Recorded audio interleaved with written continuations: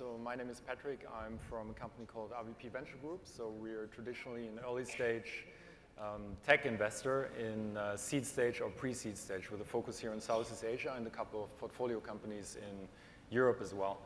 And we started to invest in the blockchain space second half of last year, so with a pure focus on ICOs, because it's kind of a new paradigm shift for the whole scene. So if you are a blockchain startup these days, I think there are very few reasons why you should still opt for VC funding over doing an ICO. There are some challenges, of course. You know, we have the legal minefield, we have the whole publicity challenge. So if you work on a very confidential or a project you want to keep more under the hood for a longer time, it might be beneficial to raise VC funding and develop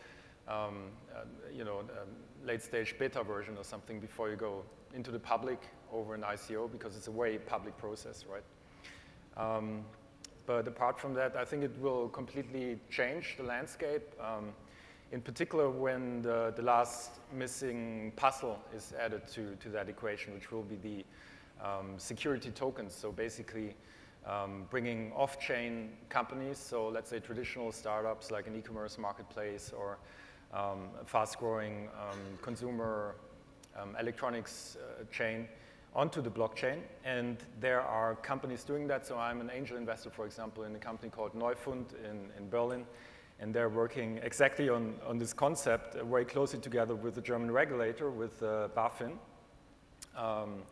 to do so-called equity token offerings. So they essentially have an exchange where they create a secondary market for those equity token offerings. And they will launch their first ETOs later this month. And if this takes off, I think it's going to be really tremendous.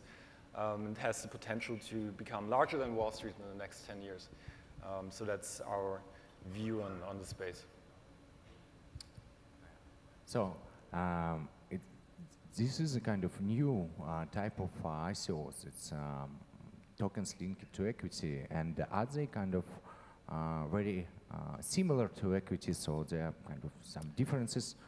Yeah, it's a very good question. So essentially what happens is that particular company builds a trustee company under their umbrella.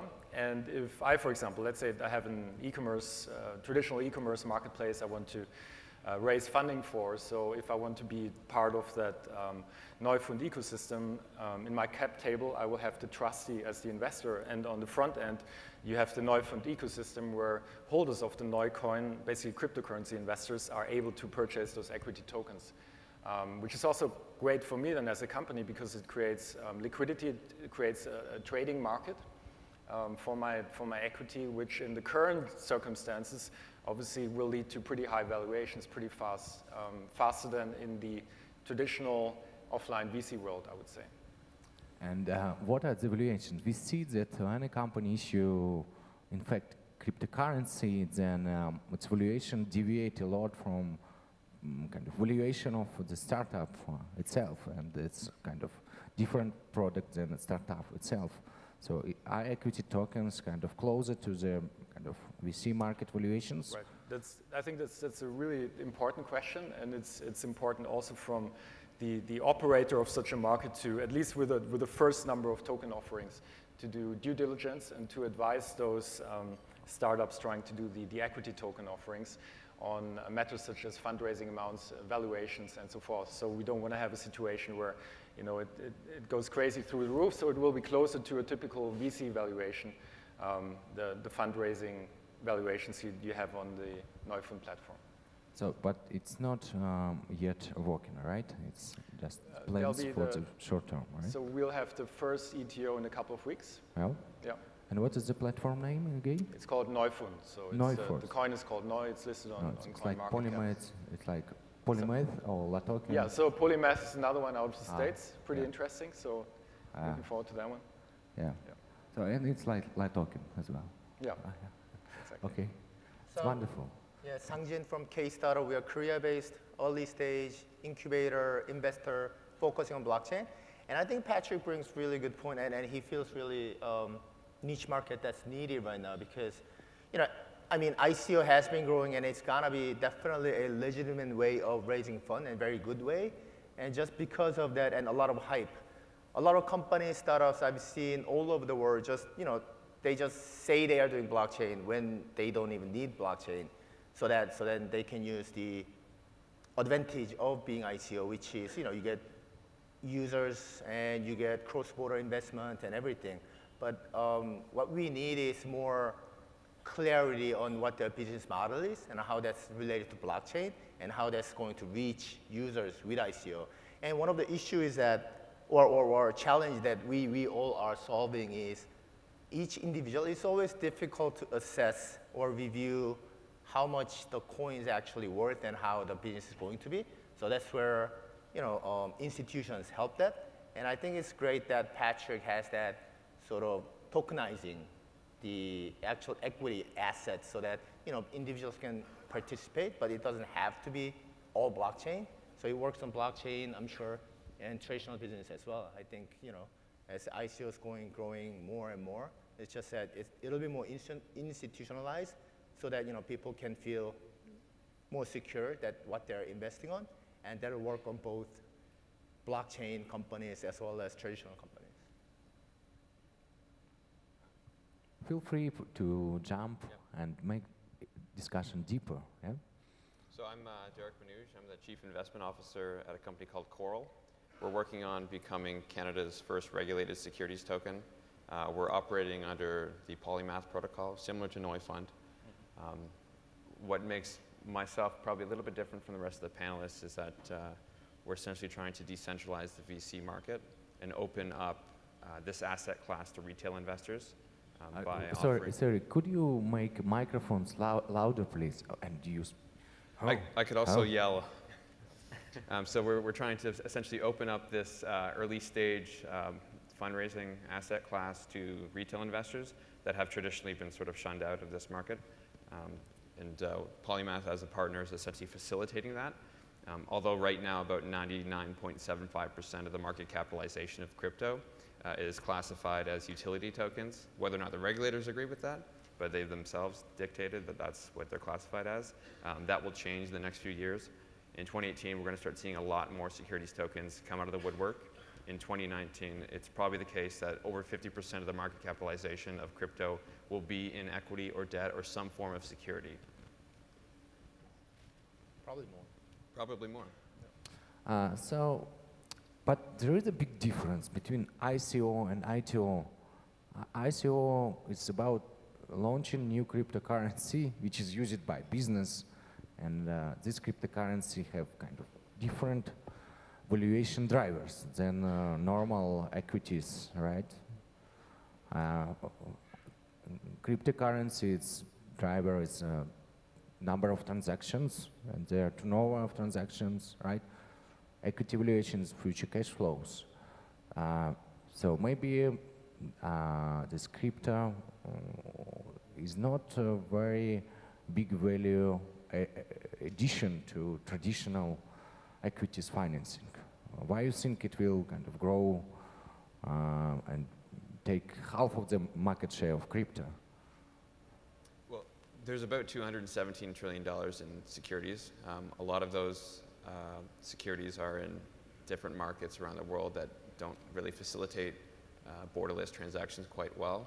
Certain operational efficiencies of using a blockchain, as well as the security and privacy constraints that come along with that. I think it's just it's a natural technology for security, given a lot of the drawbacks of traditional securities. And so how you value that, you'd have to take your traditional financial asset mindset and business valuation mindset towards it. So I see it not that different as the securities market that exists today. It's really just a technology or an infrastructure layer that facilitates more benefits than what the traditional securities markets offers today. Nice. Everybody sitting thinking, oh, it was so nice party. What they want from us? Okay, so let's kind of recall our kind of big insights and visions. Who can put us into kind of different direction of this talk? Who have something which can change our mind somehow? Who want to start? Well, So my name is Christian. I've been an entrepreneur basically for... Please make microphone louder, because everybody heard loud music yesterday. Now we need more. So I've been entrepreneur for most of my life, and what I'm really excited about as an entrepreneur in like this ICO space is the ability to raise capital very quickly. And I think that's the reason why VCs will be disrupted, right? It's the ability of an entrepreneur to focus on the business, on building something substantial, on basically focusing back on what the entrepreneur should actually do, not raising capital, going to like meetups and try to mingle with people and meet VCs, but actually build a business. And I think with like traditionally I've been building a couple of companies like Foodpanda, Hotel Quickly. We've been raising a significant amount of money, but it takes a lot of time to raise capital from venture capitalists. Now I sort of changed sides of the table myself, so I'm also partner in VC and we invest into startups. And obviously from that side of the table, I don't really like this movement, but I see it swing back, right? The power is swinging back to the entrepreneur, away from the VCs, which I think is very good for entrepreneurship. It's very good for the startup ecosystem. It's an ability to raise capital. What is missing is sort of the rules of the game still, I think. The regulation, I think, is needed in this space in order to protect retail investors. That will come with the security tokens, but I think the ability to raise capital quickly and to align interests with like investors with your future clients, that's tremendous, and that's the first time in history that we can do this. By the way, there is a huge difference because of this liquidity and valuation volatility is very high. So it's very different from venture investments when you kind of invest and wait for many years, right? Now each day you have a different pricing and you should make decision each day, right? You kind of think, okay, now the project is overvalued 5 times, then it's undervalued 5 times, right? So it means that venture fund now needs a kind of strategist, macro researchers who analyze the market and what is the fair valuation, right, of the market, and then consider if particular portfolio company deviates a lot. So it's more like hedge fund analytics in VC firm. But I think, right?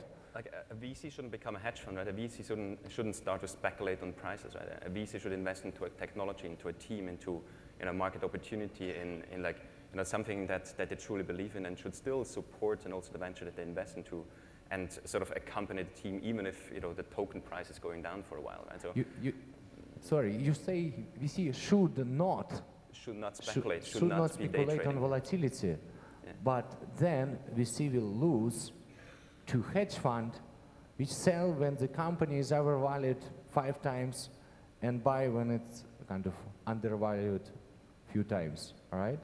Because he kind of eats very earn on this volatility at expense of long-only VC, right? Well, the VC should have, better information, right? So there should be insider information in that sense, because the VC hopefully, did some due diligence on the company and knows more than what the public does, right? So even if there's, there's also beta correlation to other tokens. There's, there's FUD, there's like, news, there's like bullish market sentiment, there's bearish market sentiment. So a token price don't always reflect the technology and the team and the opportunity, but sometimes it's just a market sentiment. But the VC should be there to support the company also, if sort of the token price is going up. I think if 2 VCs have a pretty different equal analysis on 2 companies, and they both hold these 2 companies, they think that they are both great, but then when one company jump 5 times in comparison to other company, and if one VC kind of think, okay, this time made 5 times, either we should kind of second company is undervalued 5 times, so we should reallocate, or we do not know the reason why it is higher 5 times. And because market is inefficient, we see these deviations a lot. Pretty similar companies, they deviate a lot. And then what is the reason for venture fund have long position in a company which is now valued 5 times higher than similar company in view of this in view of this venture fund. Okay, fund still believes that this is the future, but now it's 5 times higher than in other opportunities, similar. So why it should hold it? Well, I mean, if I may, I think there are a couple of factors. I mean, venture capital and valuation always has been, difficult and different, from the way you look at it. And if you add cryptocurrency or blockchain ICO to that, actually it multiplies, right? Because right now it's difficult to see clearly through the value of the company and blockchain and the technology and what they're worth and what their tokens are worth. But I think as we get evolved and we see more and more of companies and how they actually do business and that business brings up, that'll clear a lot of our thinkings and ability to evaluate. But at the same time, I do agree with Christian that it'll change a lot of dynamics of how the fund are raised and what kind of roles that venture capitals or startup accelerators or other investors are playing. Because the blockchain, well, one of the functionality or benefits that blockchain brings is it eliminates intermediary in many cases, including in investment in early stage, which is basically us. But at the same time, it's not eliminating us, but it'll change our roles and how we should adapt to the market and how startups are playing and the investors are behaving. So I think we will evolve as the whole market and whole environment evolves, but it's just that it'll take some time for us and the market and the startups to how everything clears out and the ability for us to see more clearly. If I could just add to this point, I'm Eddie from Coffee Ventures. I was in the Valley for several years before recently coming back to the region and starting Coffee Ventures, an early stage fund with my Indonesian partner. So there's a big difference between Silicon Valley investing and also Southeast Asia. I would say that the role of venture capital globally can be defined as 2 parts. One is providing capital. The other is helping to run the company. And depending on the style of the VC, the stage where the company is at, the stage where the VC is, what was the priority of the VC, they could be just corporate governments giving advisory role. It could be down to helping the company in building the product as well. Case in point would be the like of A16Z, which has a group of engineers. So when it comes to raising ICO as an alternative form of capital, the operating role of the VCs becomes more pronounced, becomes the bigger differentiator in why a startup should pick VC funding or other forms of funding as opposed to ICO. Having seen different landscapes, the fight for talent is always paramount to early stage teams. We see the likes of GAFA grabbing the talents in the US. And the situation in Southeast Asia is no better, but potentially even worse. We have Google hiring talent. We have Uber, Grab, Gojek hiring the talent. So early stage startups are short of talent, right? Don't get me wrong. We have the talents who will help, who can do the coding. We have talents in marketing, but we lack some of these well-rounded and also experienced talent in product management who is able to steer the company in the early stage. That is where the role of VCs have to come in and give them that added edge to help them in product in the early stage to get them to the next round. Right? So I thought that this becomes a key differentiator in a VC fund now that other sources of financing becomes available. Can I jump in? So my name is Alex, and I'm not a VC, so I can actually talk about raising funding through VCs and ICOs from the point of view of an entrepreneur.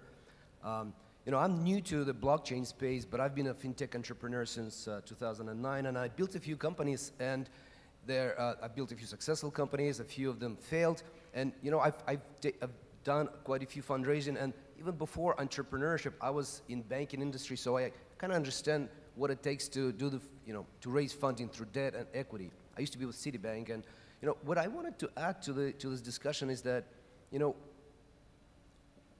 when I learned about the power of the blockchain and ICOs as the crowdfunding mechanism, I was immediately fascinated by it because of obviously this access to global investor base, etc. But it's more critical for countries where there is actually no VC, where VCs are not institutionalized, where there's hardly any professional background behind people who have money. Like I come from the former Soviet Union, and I spoke with VCs in Ukraine, Russia, Kazakhstan, everywhere.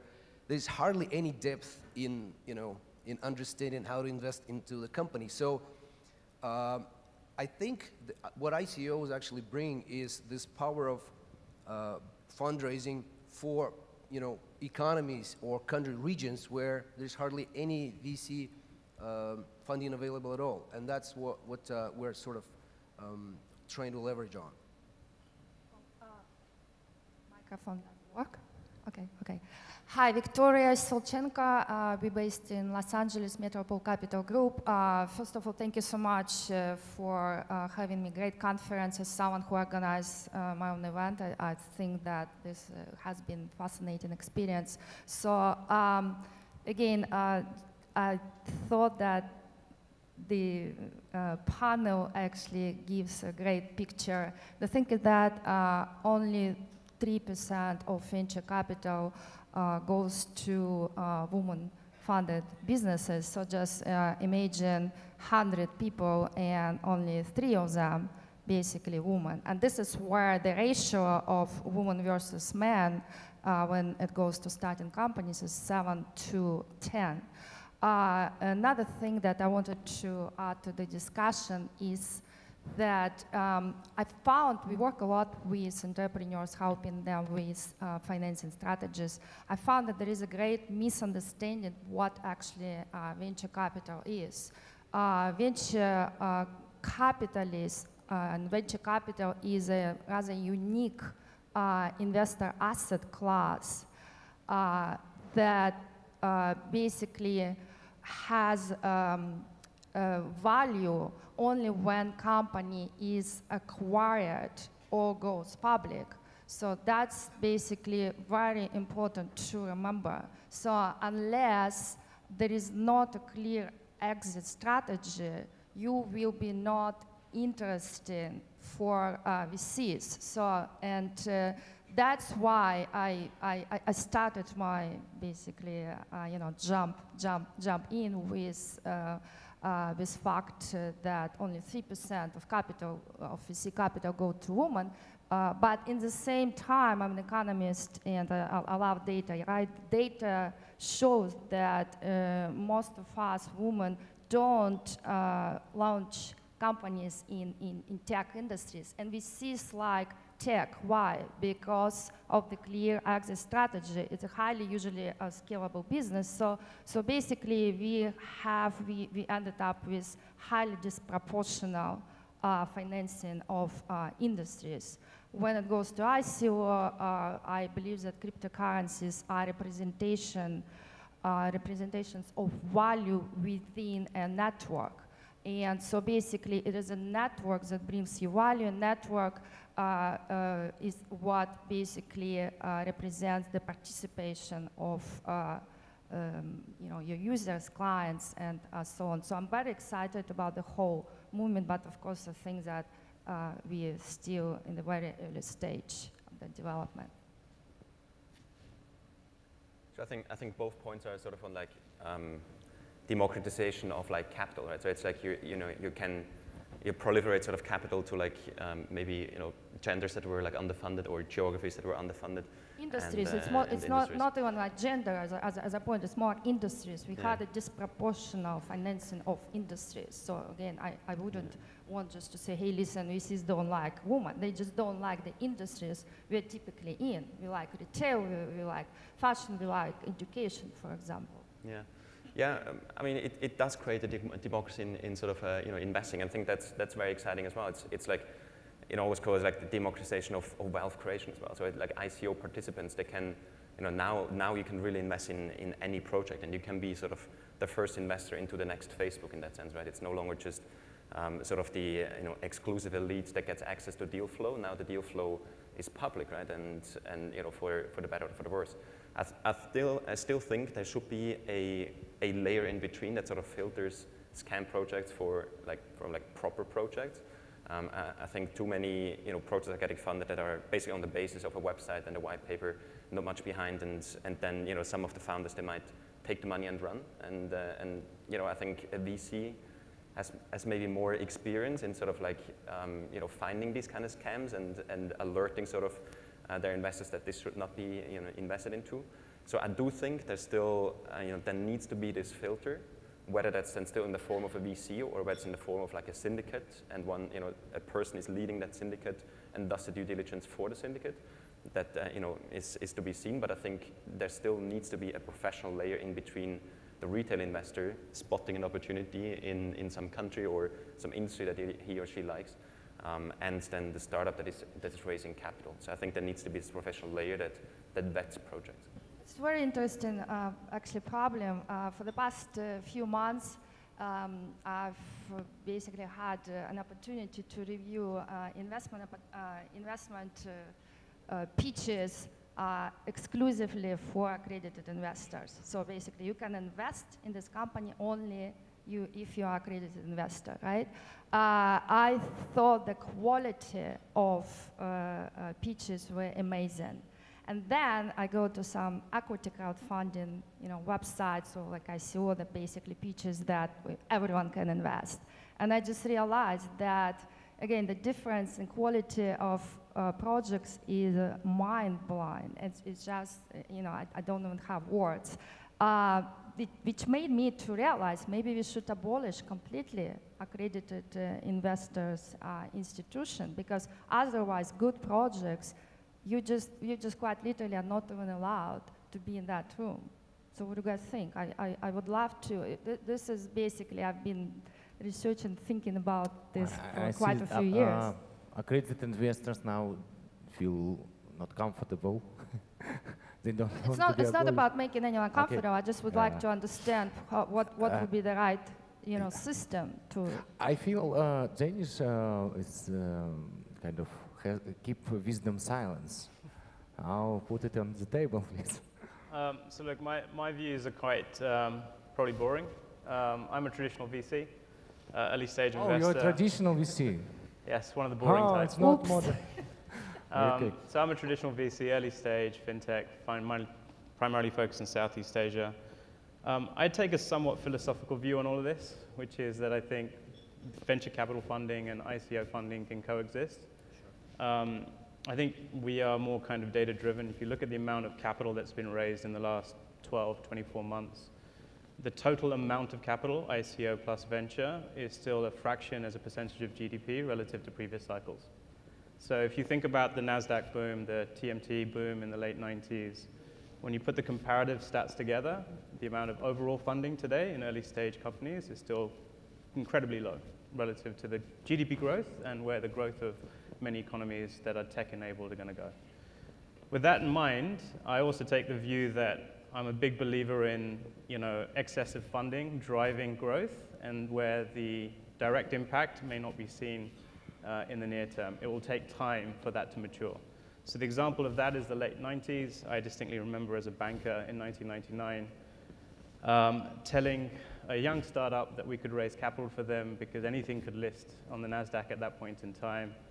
And we did. We managed to raise funding, and we said VCs were out of the picture. They were no longer a valuable asset class, and you didn't have to go. 3 years later, 95% of all these companies that have been funded through the capital markets disappeared. And guess who was on the other side picking up all these fantastic businesses that had invested but then couldn't raise future funding? It was the VCs.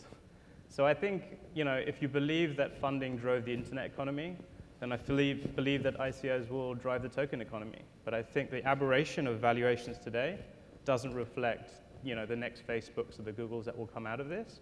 And I think we're way too early to start judging which methodology works. I certainly do not believe that my job is in jeopardy. I've sadly been around too long to see how these cycles play out. And so therefore, I take a view that, over time, this is beneficial to everyone. The whole ecosystem will benefit. I think many economies and asset classes will benefit.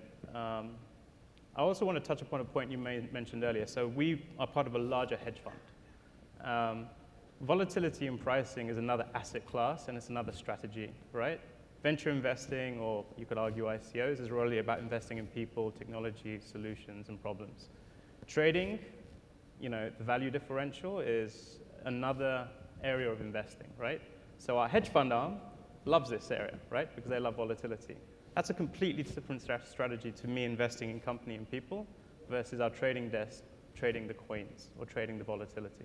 So I think there's a place for every part of the ecosystem to participate. It's just a function of, taking a view, really. And we have one. It's kind of more boring than most, but we believe cycles matter. So now you are not looked boring. Now you look like you are not long Bitcoin, right? Okay, so you mentioned that amount of investments into venture is a fraction of total investment, right? Total new investments come into all equities, or you mean it's a relation to valuation of equities? Yeah. Well, they're not separate, right? So it's separate because you can have a big valuation, but no new investment coming each year. So the NPV of all asset classes is a function of what the growth of any economy is, right? Whether it's in the debt markets, equity markets, etc. So as an asset class, if you're defining this as an asset class, we could have a debate around the mechanics of what that valuation looks like. What I care about is within venture, how much money has gone into early stage investing in total. Okay, so and an early stage each year, new investments coming is a fraction of total investment into all companies, right? Correct. It's a small fraction, but it seems counterintuitive if its return is high in venture capital, right? It's something like 20% average for the last decade, right? Yeah, so what I'm trying to say is that if you think about the overall amount of dollars invested in, so there's been a huge shift in the last decade with cheap liquidity to putting money into non-productive assets, right? Across vast corporates and governments. So the amount of dividends that are paid back, buybacks that are being done by corporates rather than investing in R&D, investing in kind of research and development, investing in the future of their own companies, outside of the tech ecosystem, has been fairly small. It has been diminishing over time because the requirers of that asset class, whether it's equity investors, want a higher rate of return based on a combination of both income as well as growth. Therefore, when you look at the amount of total dollars invested in venture capital, this is financially, excluding corporate venture, which has also been booming over the last few years, you'll see that as a proportion of total GDP growth and a percentage of total GDP, it's still a very, very, very, very small portion. So when you're trying to debate between the 4 to 5 billion that's gone into ICOs versus the 35 billion that's gone into traditional venture, it's not even relevant in the context of the overall investing pool. Yeah, and what is the explanation? So you have average return on equity is something 6 to 7%, and return on VC investment something like 15-20, if I'm not mistaken. So it looks like more attractive asset class, but it still have such small investments in relation to entire equity class.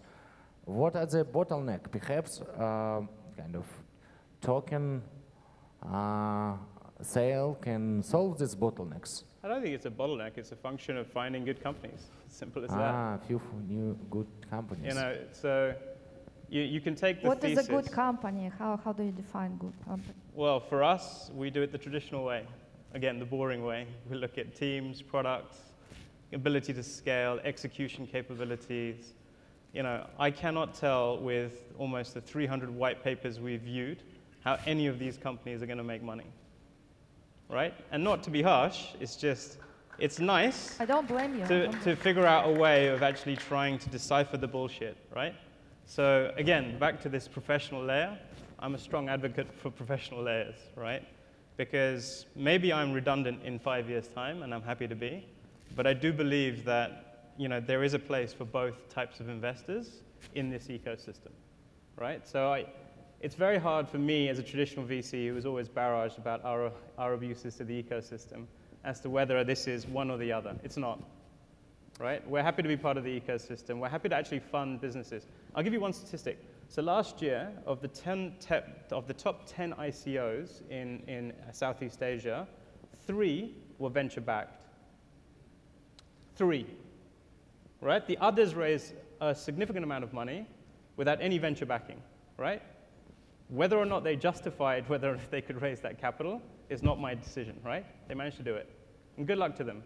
In the case of 2 of those companies, they had tried every single VC here and globally, and nobody gave them any money. Yet they go in on to raise $50 to $60 million in an ICO. So maybe the VCs are wrong, right? And that the open source community is happy to fund businesses with what was essentially a white paper in both cases. Yeah, by the way, these 3 companies, they kind of gave away some share of their equity, right? Sure. So probably there's another 7 projects have financial benefit now. They are 100% owned by founders. So in financial terms, they're in a better stage if everything else is equal, right? The question is, who are you going to exit to? Back to the question. I can't remember who said exits. Was it? Exit, exit-driven companies. So who do I exit to if I don't have a viable business? Oh. Well, statistically, as an economist, I can say, I mean, you know better probably statistically that only, less than 1% of basically, good startups, right? Yep. Good match for VC model. And unfortunately, I can only speculate right now in terms of ICO, but I'm wondering if ICO has kind of the same statistic, only less than 1% of companies basically match this ICO model, because I was basically listening to pitches yesterday, and a good half of the, maybe more than half of the company, my question was, why do you even need a native token? Why do you need a blockchain? And a couple of companies, why do you even need capital? You basically, I like to say that your number 1 investor is your customer, is your paying customers. So you look for customers, you don't look for investors. So I think that the market phase we're in right now is simply a mega bubble, right? And we already saw a bit of that bubble burst over the last couple of weeks, and there's simply it's like a money bonanza, right? That's why everybody's going into it, but it doesn't change the fact that it's an amazing model, the whole ICO model. And I think over the next 12 to 24 months, we're going to see this play out in a more normalized way. So valuations are going to flow down, funding amounts raised are going to flow down, and are going to be, I guess, still higher than in the traditional VC world, but on a more normal level, I would say. And I would also argue that there are some really amazing ICO projects which came out, with really absolutely incredible teams, fantastic models. So, and in terms of the scams, so absolute scams, I would say it's less than 5%, where people really run with the money.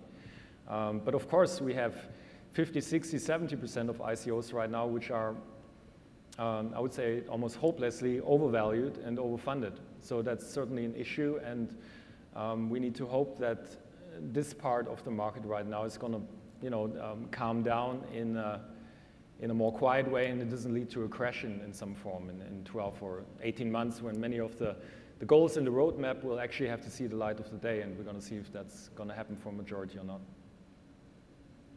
Well, another thing is also that worries me that there is a reason why financing typically goes by staging, right? So you again, we see, for example, even angels, right? You first ask for 200, 500, then series A, B, C, and so on. 2 million, 5 million, so on. So with ICO, so you're asking for 100, right? 100 million. So what is the user fund? How can you basically manage this fund? How can you make sure that you deploy this fund effectively? So that's basically the whole thing about ICO. I think that some entrepreneurs don't realize that they must create a very large market So the token is going to be liquid enough to basically attract, attract and build value with VCs, right? You guys are looking for total addressable market, usually for at least 1 billion, right? So that's the metrics that, in addition to exit driven. So I'm wondering with ICO, what would be total addressable market? Just simple metrics. Sometimes I wonder if people actually realize how hard it is. I mean, Cool. people who are involved in ICOs. Yeah, cool. How hard to scale really business. Yeah, wonderful. So let's switch to questions. So we have something to add. We have something to add, or let's turn to questions. Huh? Okay, who has questions, or we have kind of a comment which kind of make something. I am connected. Okay, you're first.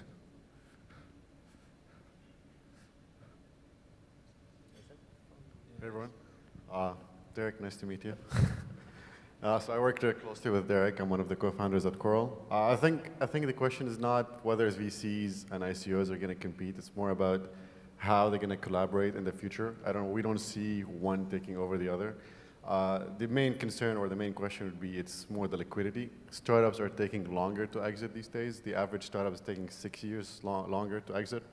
And I think from an ICO point of view, or tokenizing the equity in a company, that's where the advantage comes in, right? So if a startup is not doing well, or if as a VC you want to switch your position in a startup, you have that liquidity where you can sell your tokens, move them around, especially if there's delays in an exit strategy. And I think that's where tokenization is pretty much helping that model, whether itself as a company raising an ICO, getting VCs attracted to that, or VCs themselves tokenizing their LPs, right? So whether it's blockchain capital, Spice Ventures, or similar models.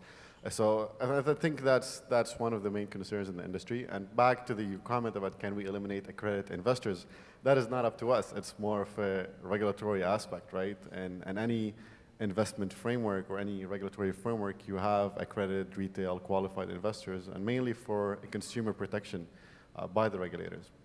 Is that fair? Is it not? That's something I think for capital markets to dictate. I don't think we can get rid of accredited investors. If you get rid of accredited investors, you have to change the whole financial structure, security structures from VC to capital markets and hedge funds.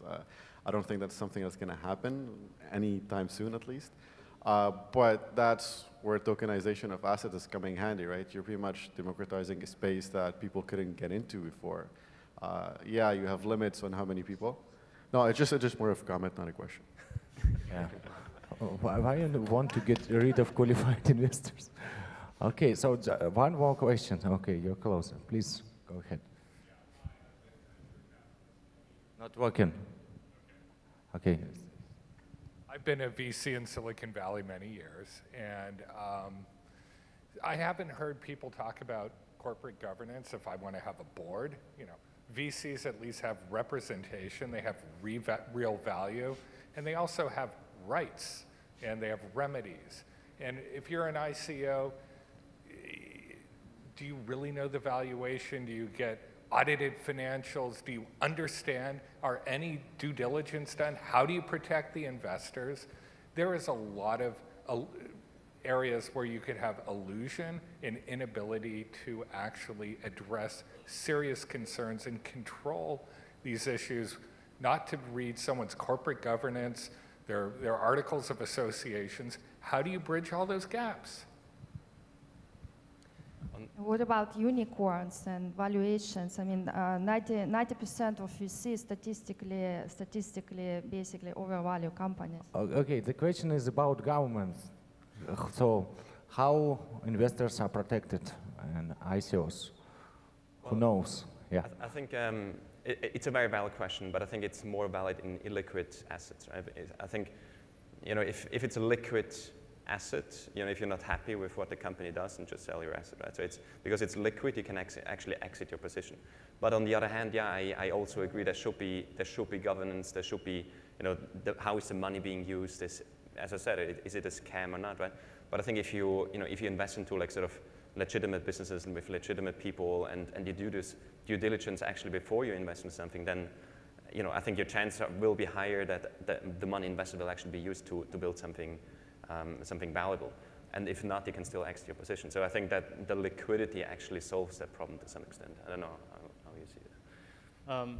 I'll take a diametrically opposed view. There is hardly any liquidity out of the top 10 tokens, right? So I think liquidity is an aberration as well in this space at this point in time. Try and liquidate any of the 1,000 coins that have raised money in the last 6 months in any exchange with any discernible way, and then try and get them banked, right? Even issuers of ICOs now are struggling to convert a portion of their ICO proceeds into fiat without having to go through the OTC market, which I find fascinating, right? Because if this is the liquid, utopia that you can tokenize all parts of your business very early, then great, because you still have to pay for salaries, pay for food, pay for operational costs, right? Can't do that with Bitcoin all the time. So I kind of attest to the same view as the Silicon Valley investor. I think there has to be a professional layer. I don't think liquidity solves problems. I actually don't think that liquidity is as prolific as people think it is. But then there's a bankability issue, right, which is the bigger one. And I think you tried to address it yesterday in a few of your other panels. How do you take proceeds out when you need to use them in the real world? So if you can't fund your business, can't pay salaries, can't build infrastructure, can't have locations in which you need to operate, then what? What will these tokens or these coins really help you with? What I think, just like with any new technology, we're going to go through the cycles when there are a lot of frictions between the crypto economy and the real economy, and a lot of things that are not working out well. It's like early stage problems in any company would be the same. So I think it's going to go away with the time. We have to just wait. The evolution cannot happen that quickly. Unfortunately, it's a problem now, but a lot of startups are working on solving this problem and connect the real economy and banking system and crypto economy. And I think for me as an investor and venture capitalist, this is really exciting place to be, because blockchain itself changes a lot of things, and there are a lot of new opportunities for business and startup entrepreneurs.